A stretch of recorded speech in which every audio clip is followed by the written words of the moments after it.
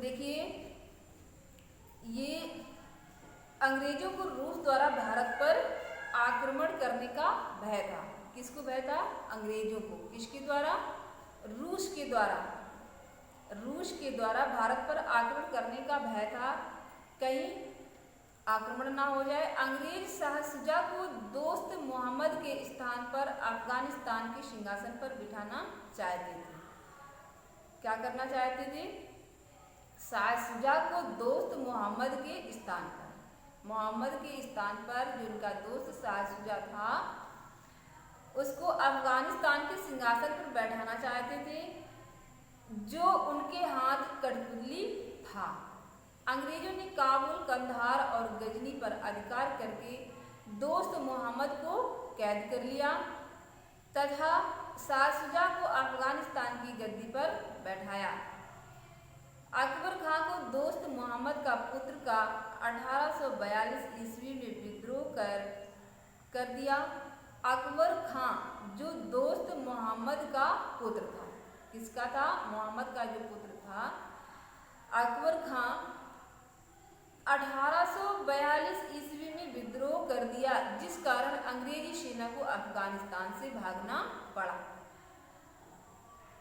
Lord Ellenborough को 1842 ईस्वी में लॉर्ड ऑकलैंड के स्थान पर गवर्नर जनरल बनाया गया।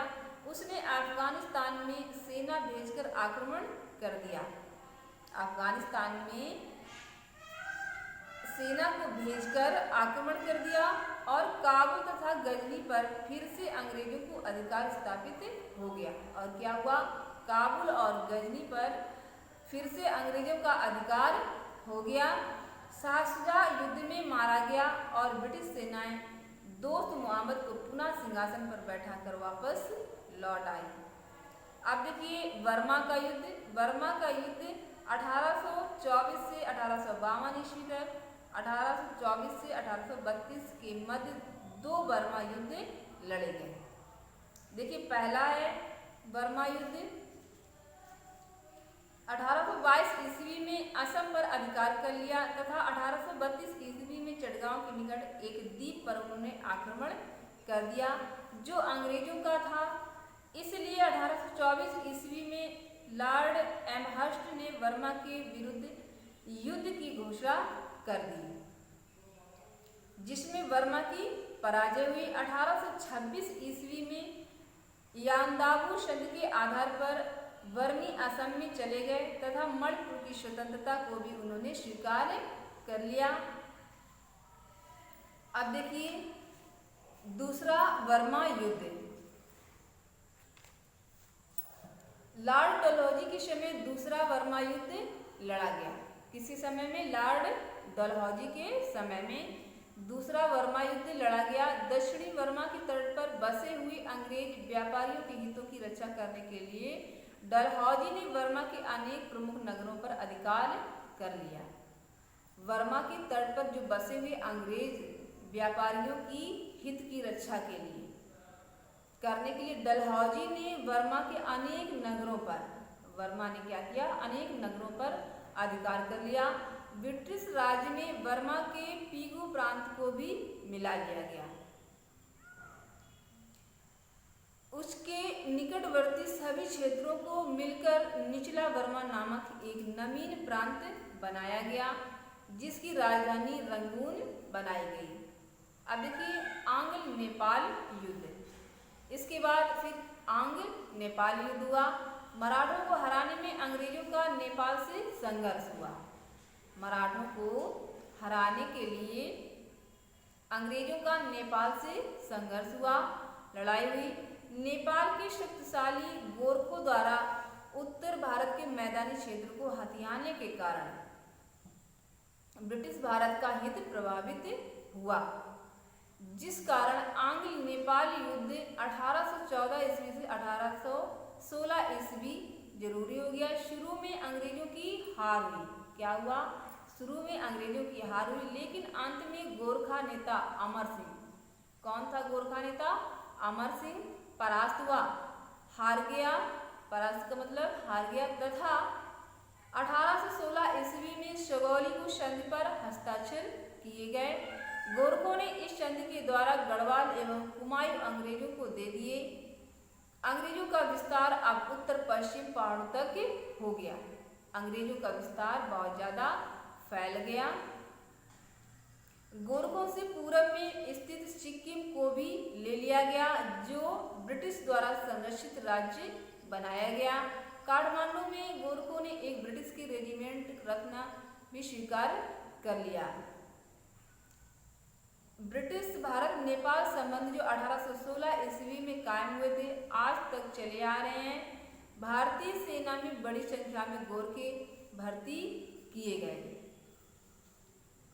अब देखिए भारतीय राज्यों की हार के कारण। भारतीय राज्यों के हार के क्या कारण थे?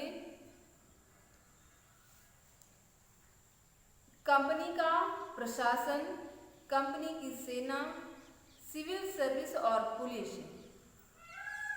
अब देखिए दीर्घ काल तक मुस्लिम शासन होने और बाहरी दुनिया के साथ संपर्क न होने के कारण भारतीयों की सामाजिक दशा 1700 ईस्वी से 1850 ईस्वी के बीच कष्टप्रद रही। क्या हुआ? दीर्घ काल तक यानी लंबे समय तक मुस्लिम शासन होने और बाहरी दुनिया के साथ मुस्लिम शासन था और बाहरी दुनिया के साथ कोई संपर्क नहीं हुआ। इसी कारण भारतीयों की सामाजिक दशा 1700 ईस्वी से लेकर 1850 ईस्वी तक बहुत ही कष्टप्रद यानी दुखदायी रही।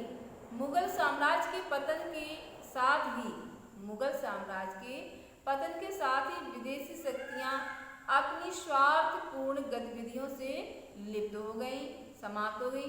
भारत उस समय अनेक छोटे छोटे राज्यों में बढ़ गया। और क्या हुआ? भारत अनेक छोटे छोटे राज्यों में बढ़ गया तथा उनमें एकता एवं केंद्रीय शक्ति का भी अभाव था। और क्या हुआ? उनमें एकता नहीं थी, अभाव मीन्स कमी थी। इसलिए विदेशी शक्तियों ने भारत की कमजोरी पर भरपूर लाभ उठाया। और क्या हुआ कि विदेशी शक्तियों ने भारत की कमजोरी पर भरपूर लाभ उठाया। इन शक्तियों से अंग्रेज भारत में अपना राज्य स्थापित करने में सफल हुए। अब देखिए लॉर्ड हेस्टिंग्स के पश्चात 1846 से 1856 सबसे बड़ा अधिग्रहणवादी था। उसने क्षेत्रों के अधिग्रहण के लिए केवल विजय ही नहीं वरन विलय नीति का भी सहारा लिया। उसने झांसी, जैतपुर, अवध, उदयपुर, नागपुर आदि विलय नीति का सहारा लिया। अवध एवं बरार का अधिग्रहण उसने कुशासन का आरोप लगाकर किया। तंजौर एवं कर्नाटक राज्यों का अधिग्रहण करके उसने वहां के शासकों का उपाधियां एवं पेंशन भी समाप्त कर दी। अब देखिए कंपनी का प्रशासन।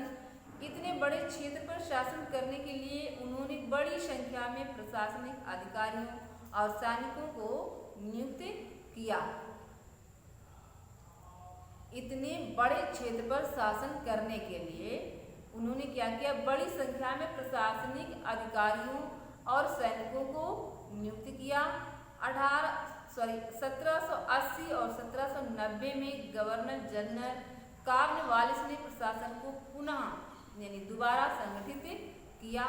उनके पास एक बड़ी सेना, एक कुशल सिविल सेवा व्यवस्था, नियमित कर प्रणाली और अच्छी संचार व्यवस्था थी। अब देखिए कंपनी की सेना 1815 में भारतीय सैनिकों की संख्या 2 लाख थी। कितनी थी? 2 लाख थी। 1815 में भारतीय सैनिकों की संख्या 2 लाख थी। सभी सैनिक यूरोपीय वर्दी पहनते थे। वे एक विशेष आरक्षित स्थान पर रहते थे जिन्हें छावनी कहा जाता था। फौज में भर्ती होने के लिए उन्हें एक आवश्यक वेतन भी मिलता था। अब सिविल सर्विस और पुलिस। 1861 में भारतीय लोक सेवा अधिनियम बनाया गया। क्या बनाया गया? भारतीय लोक सेवा अधिनियम कब बनाया गया? 1861 ईस्वी में। इसके अंतर्गत आईसीएस अधिकारी नियुक्त किए जाते थे। क्या होता था इसके अंतर्गत? आईसीएस के अधिकारी नियुक्त किए जाते थे, जिनके चयन लंदन में खुली प्रतियोगिता के द्वारा होता था। ठीक है, अब देखिए निष्कर्ष। निष्कर्ष क्या निकला हमारा? भारत पर अंग्रेजों की विजय से एक अच्छी बात उभरकर सामने आई। अब देखिए क्या हुआ? भारत पर अंग्रेजों की विजय, अंग्रेजों का अधिकार था, भारत पर कब्जा था, उनकी विजय से एक अच्छी बात उभरकर सामने आई। कौन सी? देखिए, इसने भारत को राजनीतिक एकता प्रदान की। क्या की? राजनीतिक एकता प्रदान की। लॉर्ड डलहौजी के भारत छोड़ते समय ब्रिटिश भारत की सीमाएं हिमाचल से कन्याकुमारी तथा हिंदुकुश से बर्मा तक विस्तृत हो गई, फैल गई। किसकी? लॉर्ड डलहौजी के भारत छोड़ते समय ब्रिटिश भारत की सीमाएं, ब्रिटिश भारत की जो सरकारी राज जो अंग्रेजी राज था, वो भारत की सीमाएं हिमालय से कन्याकुमारी तक तथा हिंदुकुश से बर्मा तक फैल गई। औपनिवेशिक शोषित होने के बाद भी इस एकीकरण ने भारतीयों को सजग होने, उपनिवेशवाद के खिलाफ संघर्ष करने तथा स्वतंत्रता प्राप्त करने का आधार प्रदान किया। ठीक है बेटा, देखिए ये लेसन आपका पूरा हो गया। अब आप लोग अपनी नोटबुक निकाल लो। ठीक है, आपके आदि लघु उत्तरी प्रश्न, ठीक है, ये मैं आपको बोल करके लिखवा रही हूँ। चलिए, आपने नोटबुक निकाल ली। ठीक है, अब देखिए लिखेंगे आप आदि लघु उत्तरी प्रश्न। पहला क्वेश्चन नोट करेंगे, कर्नाटक का प्रथम युद्ध किस किस के बीच हुआ? पहला प्रश्न है आपका, कर्नाटक का प्रथम युद्ध किस किस के बीच हुआ? लिख लिया? चलिए आंसर लिखिए। कर्नाटक का प्रथम युद्ध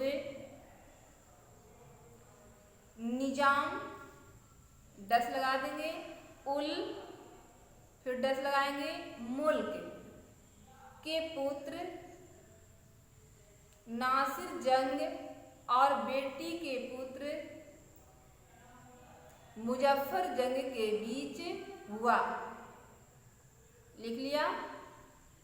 ठीक है, अगला क्वेश्चन लिखेंगे, प्लासी का युद्ध कब और किसके बीच हुआ? प्लासी का युद्ध कब और किसके बीच हुआ? चलिए आंसर लिखिए। प्लासी का युद्ध 1757 ईस्वी में और रॉबर्ट क्लाइव व मीर कासिम के बीच हुआ। लिख लिया? चलिए अगला क्वेश्चन लिखिए, बक्सर का युद्ध किसके मध्य हुआ और कब? बक्सर का युद्ध किसके मध्य हुआ और कब? ये क्वेश्चन है बेटा। ठीक है, चलिए अब आंसर लिखिए। बक्सर का युद्ध शाह आलम द्वितीय व सिराजुद्दौला तथा अंग्रेजों के बीच हुआ। बक्सर का युद्ध शाह आलम द्वितीय व सिराजुद्दौला तथा अंग्रेजों के बीच हुआ। अब लिखिए अगला क्वेश्चन, इलाहाबाद की संधि द्वारा अंग्रेजों को क्या अधिकार प्राप्त हो गए? इलाहाबाद की संधि के द्वारा अंग्रेजों को क्या अधिकार प्राप्त हो गए? चलिए आंसर लिखिए।